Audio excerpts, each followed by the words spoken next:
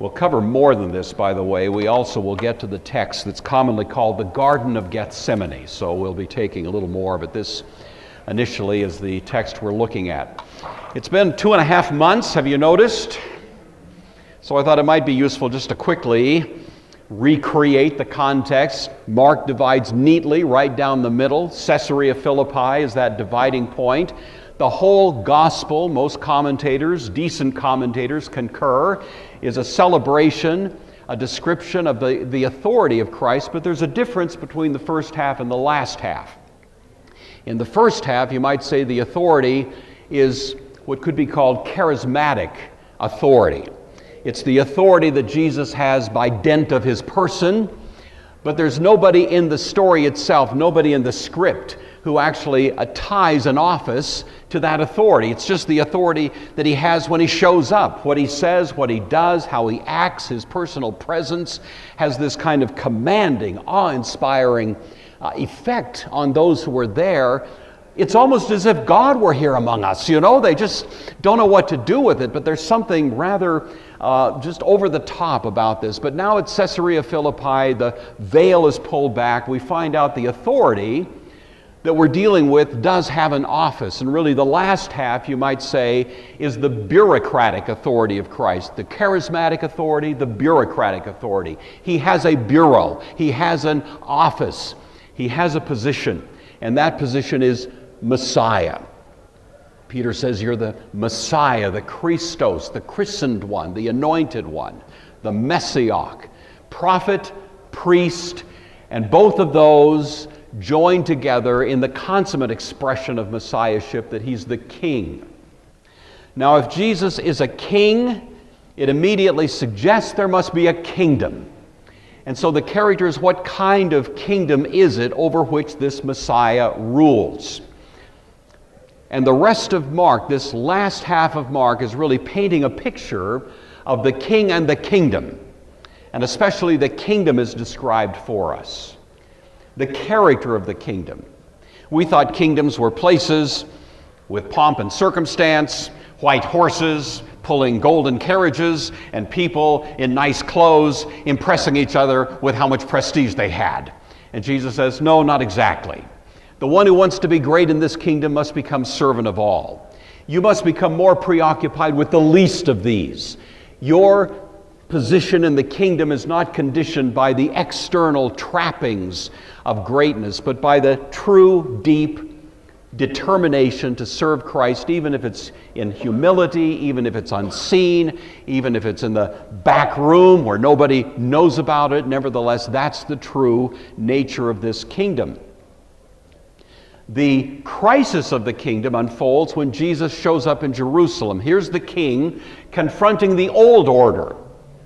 And he reaches a judicial opinion of judgment. The verdict is guilty.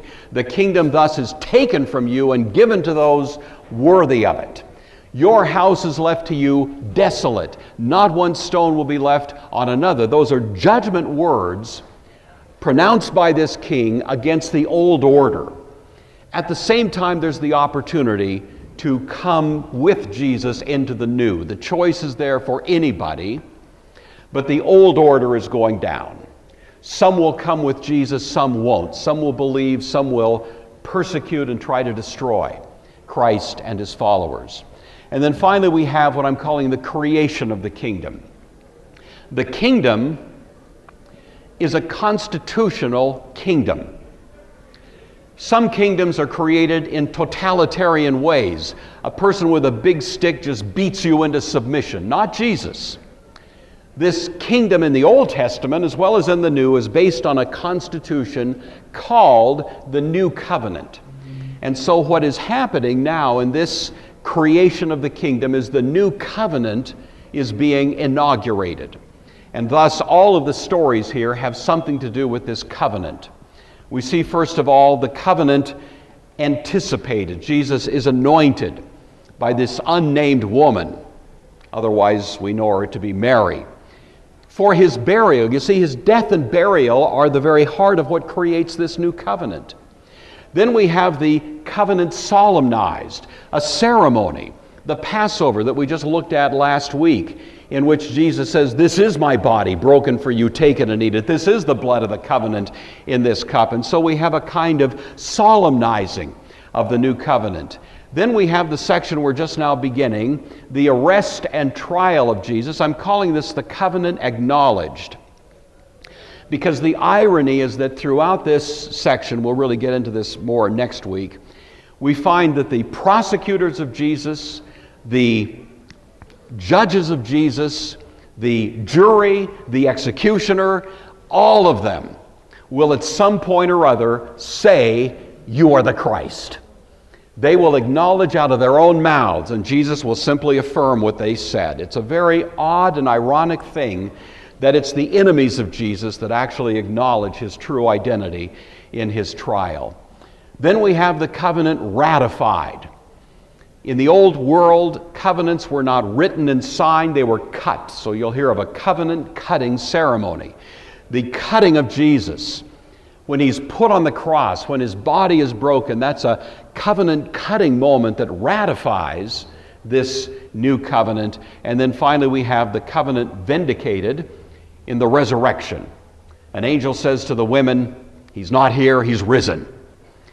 And everything we ever suspected of Jesus and everything he ever said is proven to be true, you see, by this moment in which he rises from the dead. Well, we're right in the middle section, the arrest and trial of Jesus. We're going to see that every little piece of this highlights fundamentally the Messiah is alone. And it begins when he says, "You're all going to leave me alone." The loneliness of Christ is essential to the gospel. He didn't pull off the atonement with help from anybody. There wasn't anyone there supporting him and helping him and bearing him up along the way. And that's a theological point, because any theology that comes along and says that we somehow supplement the work of Christ, we bring a little of our own merit to fill in anything lacking in his work, misses by miles the point of the gospel, that he did it on his own. When Martin Luther said we're justified by faith alone, he was saying we're justified by Christ alone, not Christ plus some contribution that I make to sort of fill in the gaps there. And so he has to be alone at this. This is why they had to abandon him. It sounds like a little bit of a criticism of them, but in a sense what Jesus says is it has to be this way. You're all going to be made to stumble for me this night, because it is written, "I will strike the shepherd, and the sheep will be scattered." All of you have to leave me. All of you will be made to stumble. I've been practicing all week to say this word, and I'm still not sure I can get it. These multisyllabic words, you know.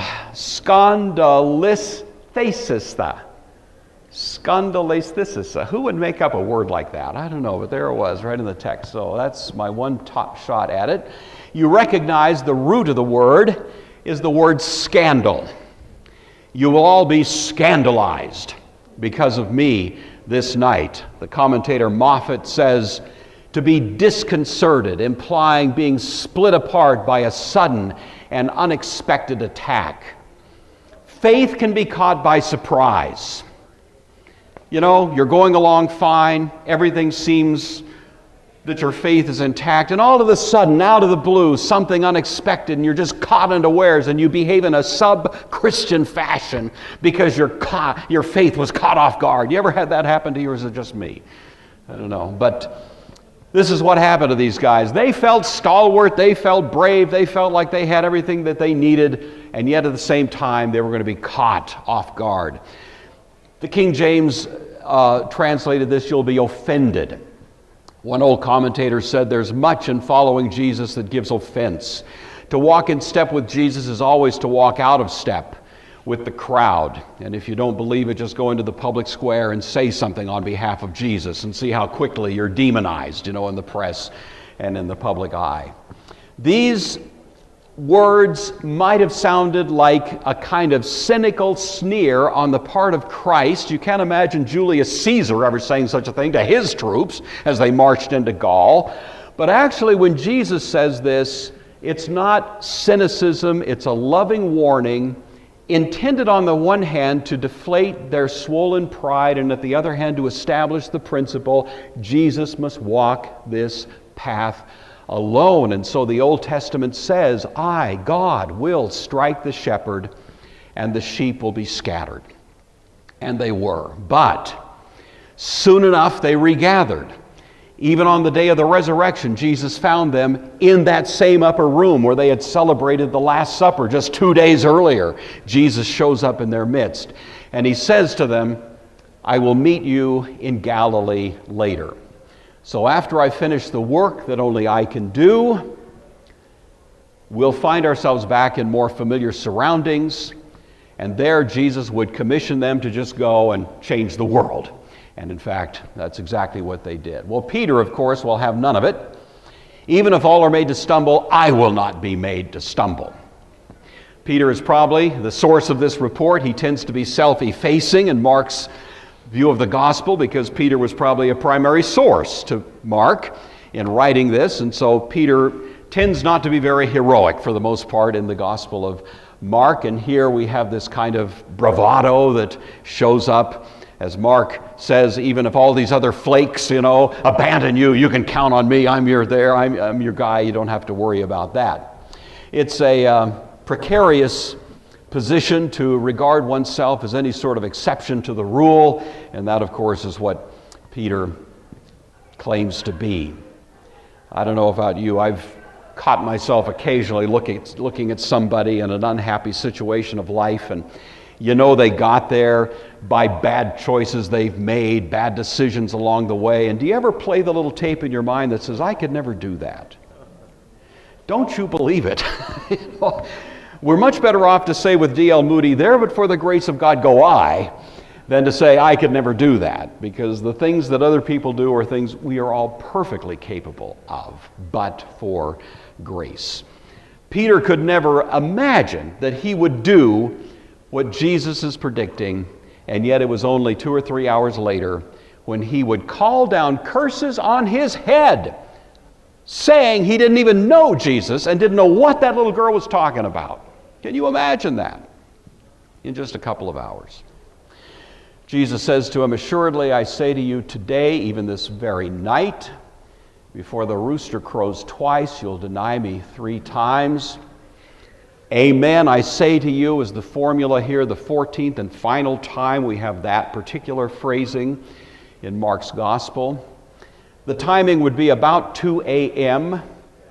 when the rooster might crow twice. That would be probably when Jesus was in his first so-called trial in the home of Caiaphas. He hadn't made it to Pilate yet by this time. Peter would have been warming himself in the outer court by the fire. That's about when the time frame would dictate these things happened. You will deny me. The word means to disown, to deny any connection whatsoever. And in the Greek structure of the sentence, the word deny is made emphatic. You will deny me in a big way, is really the sense of what Jesus says.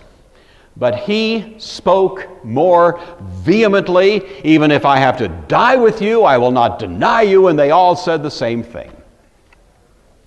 The ancient commentator Hilary says, quote, Peter was so carried away by the fervor of his zeal and love for Christ that he regarded neither the weakness of his own flesh nor the truth of his master's words.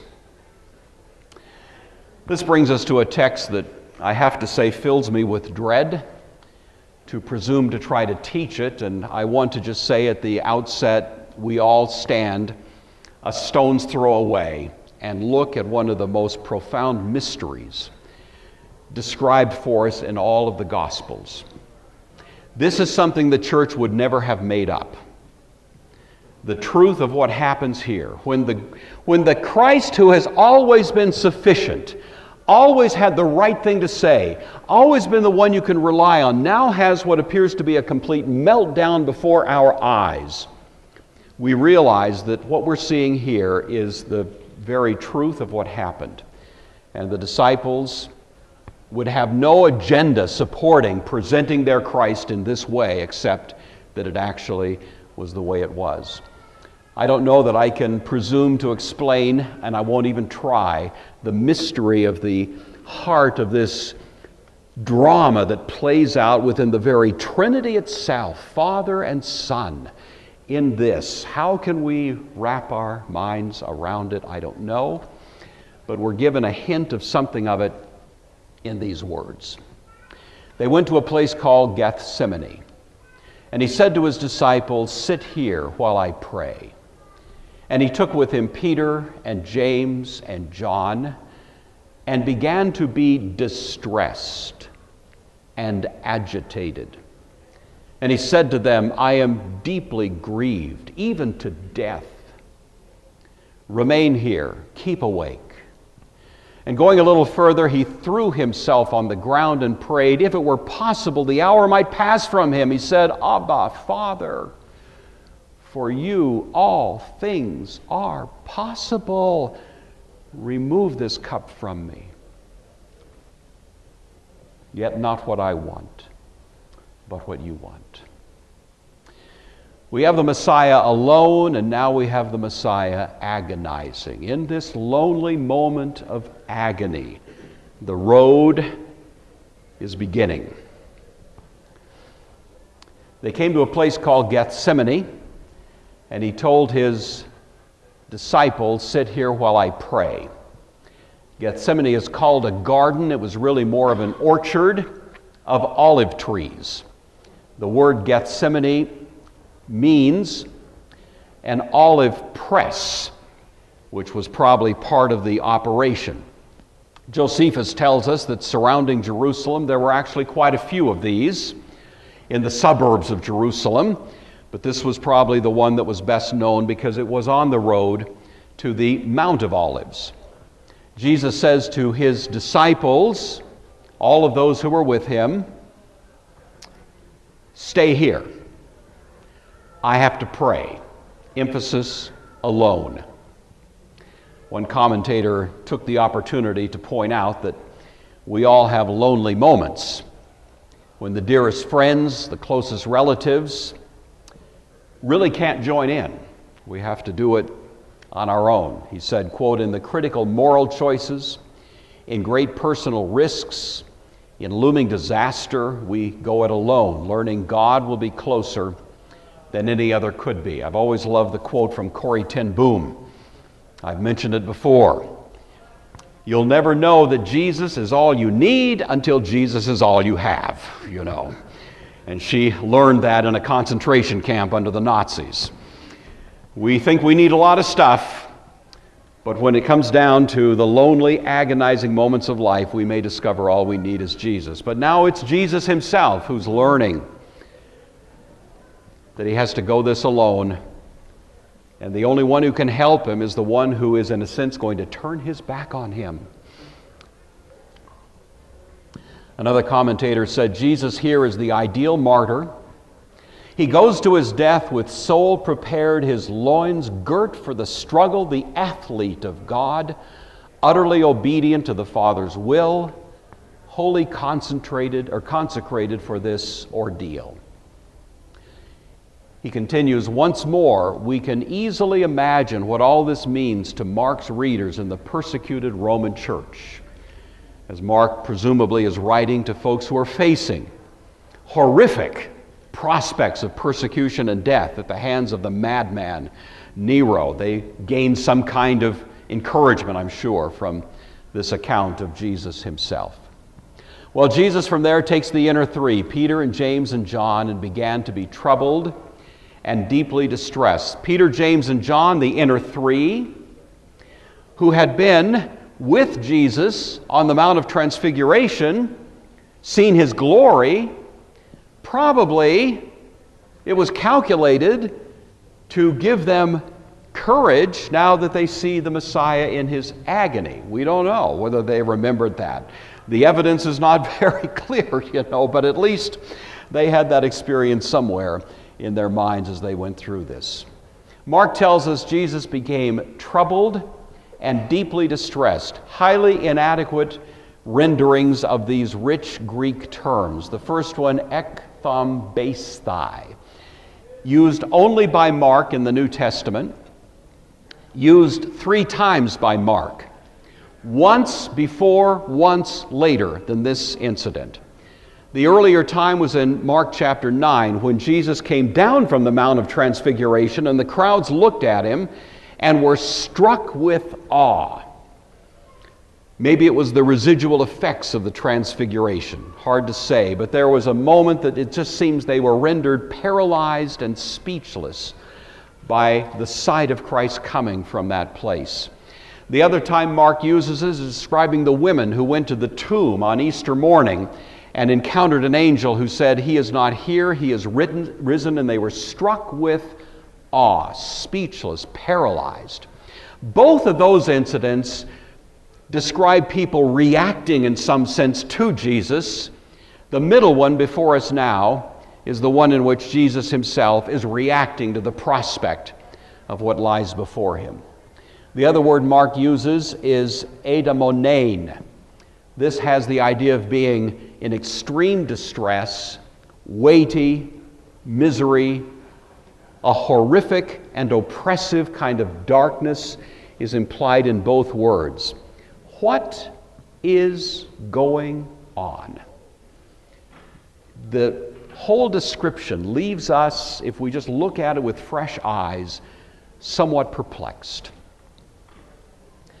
The crusty old commentator of the 19th century, John Trapp, said, "Now it was that he took that terrible cup at his Father's hands and drunk it off all at once, which we must else have been sipping and sucking at throughout all eternity." We have this sense that what Jesus is about to endure in finite time, in a few hours on the cross, would have taken us precisely eternity to satisfy with respect to our infractions of God's righteousness. Something of that seems to be in the mind of Christ as he looks forward to the next events. Jesus said to them, "My soul is exceedingly sorrowful, even to death. Stay here and watch." The word that is rendered exceedingly sorrowful is the Greek word perilupos. The prefix peri, means around, like a perimeter. Lupos means grief. The picture that comes to mind is to be besieged, surrounded on every side by anguish and grief. Have you ever felt that way? That no matter which direction you look, it's grief and anguish that are coming at you, besieged by it. That's the word that is in mind here. Jesus says it's so severe, this to his disciples, that it could even drive him to death. Luke tells us he sweat great drops of blood. You know that. A physiological possibility under the most extraordinary and extreme kind of pressure. Jesus has been criticized for having such a trauma in the face of torture and death. He lived in the Greco-Roman world, a fusion of the Greeks and the Romans. Both the Greeks and the Romans viewed death with a certain degree of disdain. At least that was what they held up as the ideal. The great hero of the Greek tradition, Socrates, is sitting there, the Phaedo dialogue, comforting his disciples who are weeping at the thought of losing the great philosopher. And he's in a state of repose. He's serene. He's unconcerned. He's about to drink the hemlock. That's no particularly pleasant way to go, by the way, drinking hemlock. He knew it. But nevertheless, he has a kind of serenity about him. You think about the Romans, they celebrated stoic kind of what was called ataraxia to the Stoic philosophers, a sort of detachment, a kind of equilibrium. They viewed life and death in a kind of detached way. Okay, if you live, it's fine. If you die, it's fine. It's okay. If you go through hard times, it's because it was all determined by the fates, and what can you do anyway except keep your emotions under control? If they were looking for a heroic example in the Greco-Roman world, they look at the wrong place when you take a look at the Garden of Gethsemane, because Jesus is anything but the ideal of the Greeks or the Romans. Why is that? The church would never have invented it, and we have to ask ourselves, what was it that is now in the mind's eye of Jesus that drives him to the kind of extremities in which Mark himself is groping for the right language to properly explain to us what's going on. The most straightforward answer is that the death Jesus was about to die was not simply the death of an unfortunate martyr. It wasn't the torturing of someone who shouldn't have gone through such a thing.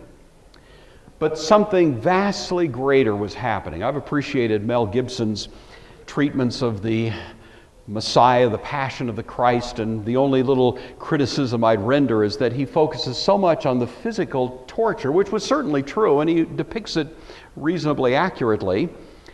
And yet that wasn't the worst part of it. But how do you picture the worst part of it? It's an unseen reality that is in fact vastly in excess of any physical trauma that Jesus went through, as bad as that was.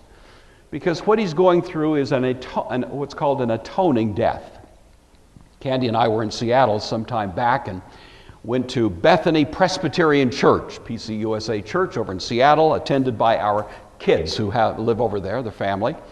So we went to church with them. The pastor is a man named Doug, wonderful pastor. If you ever have a chance to visit a church in Seattle, then I recommend Bethany Pres. Anyway, he happened to be preaching that very Sunday on the atonement. And he talked about all the ways in which in church history people have tried to figure out this moment, this atoning work of Christ. And he said a very interesting thing in the sermon. He said, no theory of the atonement is adequate. Some are helpful. But that's a good insight. Some theories of the atonement are positively misleading and take us to very, inappropriate places in our understanding. But it has been part of the church's grasp of things that when Jesus was facing this moment, it was a moment in which he became this man who was the most attractive, glorious, winsome, good person. He became, at that moment, what Paul calls sin. He became a curse. In a word, he became the ugliest thing that had ever existed. Because at that point, he became all of what is ugly in us and stood in the place where the response of God's justice to the ugliness of our sin had to be displayed. Jesus, of course, was none of those things in himself. He became all of those things for us. And so we have this thought that runs through the Scripture that he stepped into our shoes. He substituted himself into that which we deserve. The most famous text in the Old Testament, I imagine, is found in Isaiah 53. Surely he has borne our griefs and carried our sorrows. We thought he was stricken, smitten by God and afflicted. We thought God was punishing him. No. He was wounded for our He was punishing us through him. He was pouring out his wrath against me in Christ. That's what's astonishing about this. He was wounded for our transgression and bruised for our iniquities. The chastisement of our peace was upon him, so that by his stripes we are healed. We went away astray like sheep. We all turned to our own way, wandering off the path, and the Lord laid on him the iniquity of us all. Something of that has to be in the explanation in our minds of what Jesus anticipates here. I cannot improve, and I deeply appreciate Dr. Jim Edwards, of course, well known to this church, and his insight in describing this from his commentary. So I just pass this on to you because I was so deeply helped by it myself. It's one thing, he says, fearful as it is to answer for our own sins before a holy and almighty God. Who can imagine what it would be like to stand before God to answer for every sin and crime and act of malice and injury and cowardice and evil in the world? in acquiescing to the Father's will of bearing the sin of many, interceding for transgressors, Isaiah 53, Jesus necessarily experiences an abandonment and darkness of cosmic proportions. The worst prospect of becoming the sin bearer for humanity is that it spells complete alienation from God, an alienation that will shortly echo above the desolate landscape of Calvary, my God, why have you forsaken me?" So Jesus appeals to these who are his closest associates to stay here and watch, asking for support, knowing, of course, there would be none, because, in fact, it was his path alone. He went a little further, fell on the ground, prayed that if it were possible, the hour might pass from him. Luke tells us it was about a stone's throw. He prayed that the hour would pass. We have two vivid images of judgment in this text, an hour and a cup. You know from your Old Testament reading, both are used in connection with the notion of judgment. Isaiah 51, "Stand up, O Jerusalem, you have drunk at the hand of the Lord the cup of his fury." You've drunk the dregs of the cup. It's a common motif, the hour, the cup of judgment. But now Jesus is asking that this cup of judgment, if it were, as it were, would pass from him. "Abba, Father," he says, "all things are possible for you. Take this cup away from me. Nevertheless, not what I will, but what you will." I appreciated Betsy's sermon last Sunday. I assume we all heard it, in which she was describing for us the opening line of the Lord's Prayer, "Our Father who art in heaven," and pointing out what is very good to point out. We have no right to call God our Father. In and of ourselves, we have no possible right at all to make that audacious claim, except that we have an elder brother and we have been adopted into a family, and by that right alone, we have this unbelievable privilege of calling God Father. But if we have it even more, of course, Christ can call God Father, and does so here in the most endearing and intimate terms, Abba, Daddy, Father. That is unprecedented, unheard of, and would have been taken basically as blasphemous in the ancient Jewish world to address God in those terms. And yet here Jesus is in this moment of crisis, and that's exactly what he says. It sounds a little bit like what we might have expected Isaac to say as he looked at a knife in the hand of his father Abraham there on Mount Moriah, about to offer his son as a sacrifice, the submission to the will of the Father. And then Jesus says this very interesting, and it's been quite a controversial statement down through church history: "All things are possible for you." I've heard people, I've actually had conversations with people, maybe you have too, who've asked this question: why couldn't God just forgive? I mean, what's the big deal?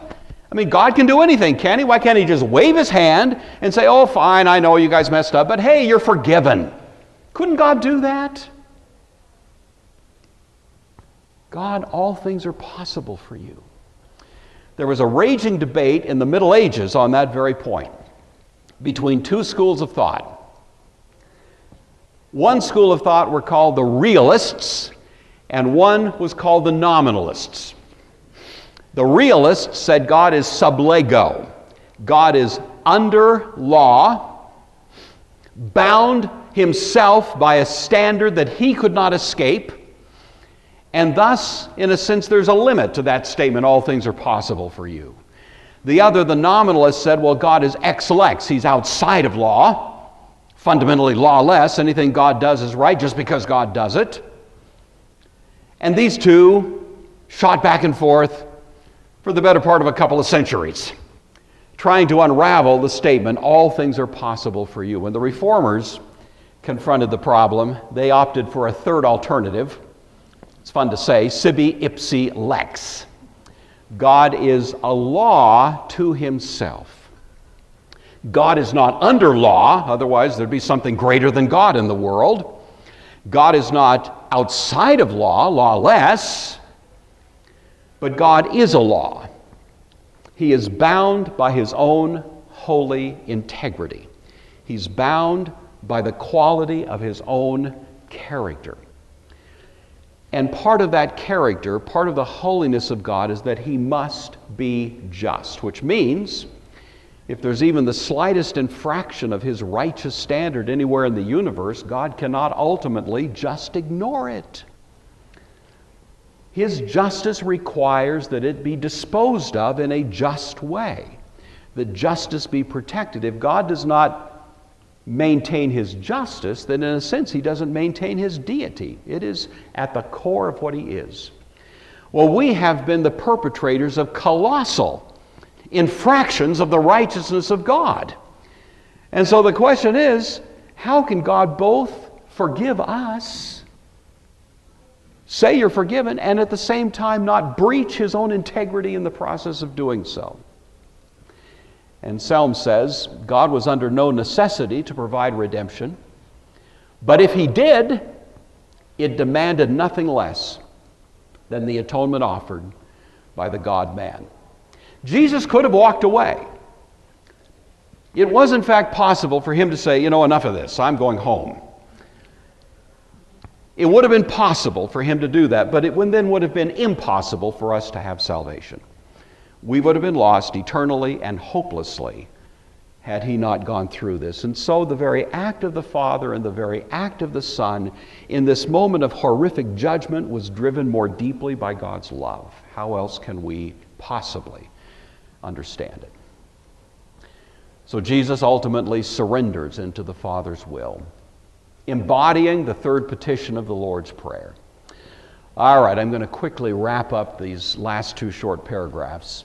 Then he came and found them sleeping. This is the part we understand a little better, you see. This is the part I readily identify with. Simon, are you sleeping? Couldn't you watch for an hour? Watch and pray, lest you enter into temptation. The spirit is willing. That spirit of yours was very willing, but the flesh is so weak. There's a great lesson here. The disciples were sleeping because, in a sense, we all were sleeping. When Christ did his work for us, we were oblivious. Paul says in Romans chapter 5, while we were dead, while we were hostile, while we were enemies, while we were indisposed, while we were doing everything we could to escape from the love of God, his love did something for us. And the disciples more or less paint the picture for us of the recipients of love who are oblivious to it at the moment it's happening. Simon, are you sleeping? The same Peter who had been protesting his courage a moment ago now becomes Simon. Couldn't you watch? Remain awake to circumstances and opportunity. I think Peter had this moment in mind when he wrote in the first chapter of his first epistle these words, therefore, prepare your minds for action. Be self-controlled. Set your hope fully on the grace to be given you when Jesus Christ is revealed. He had played the other side of that proposition, and now is giving us warning to be aware of it. The spirit is willing, the flesh is weak. It's interesting, Jesus calls him Simon, kind of standing for the flesh. Peter, standing for the Spirit. Which one am I, The flesh hearkens to what I used to be. The Spirit inclines to what I am going to be. I'm in a conflict between my history and my destiny. Part of me wants to drag me back, but the Spirit wants to pull me forward. We're called to invest in the Spirit. Sow to the Spirit, Paul says. Don't sow to the flesh. And we will increasingly find that through God's Spirit, our spirit is strengthened. But at this point, it was a losing proposition, at least for these guys at that time. And the final short paragraph. Again, he went away and prayed, spoke the same words.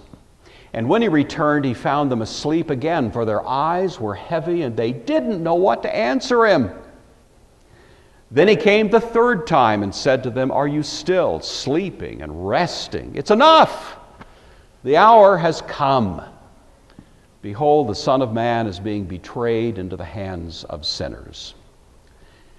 In the book of Genesis, chapter 15, Abraham sleeps through a covenant-cutting ceremony. It's a remarkable example of the very thing we're seeing here. God is making rich promises to Abraham, and he's doing nothing to help out, you see. And in a sense, the disciples remind us of something of that. They didn't know how to answer. We don't know how to answer. We all have no excuse when we stand before God. This hour has come, and it brings us to the moment when Jesus seems the most forsaken, and it's at that moment that he carries out God's deepest purpose. All right, well, quickly, Sunday school lesson. Remember Peter's words, "Even if all stumble, I will not." Peter hadn't had a chance to read Paul's warning because it hadn't been written yet. 1 Corinthians 10, "Let him who thinks he stands take heed lest he fall." That's a good verse to just recycle about 50 times a day. Jesus says, "Watch and pray lest you enter into temptation." Temptation takes us down a little path, you know how it works. And in temptation, there is a line that you cross that is kind of a point of no return. And our job is to stay way clear of that line. James says in chapter 1, "Each one is tempted when he is drawn away by his own desires and enticed. And when desire has conceived," we cross that line, "it gives birth to sin. And sin, when it is full grown, gives birth to death." And finally, Jesus says the hour has come. I appreciated one commentator who said, for that moment, it came for Jesus when the quiet serenity of the Garden of Gethsemane was disrupted by guys with clubs and torches and Judas leading the pack and so on. And that brought the hour of action. The hour has come. He was pointing out that all of us have a moment when the hour comes in some sense or other. He says, quote, "Such an hour does come. It came with the matter of human slavery to Wilberforce, Clarkson, Zachary, McElroy, who were champions of the abolition movement, especially in England, who said, 'We've discussed long enough. Rise, let's be going.' It came with the matter of evangelizing the world with Carey and Judson and Morrison. Such an hour must come sooner or later to every human heart. There is a time of preparation. There's a time of action. We see both in the lesson of Jesus in this remarkable text."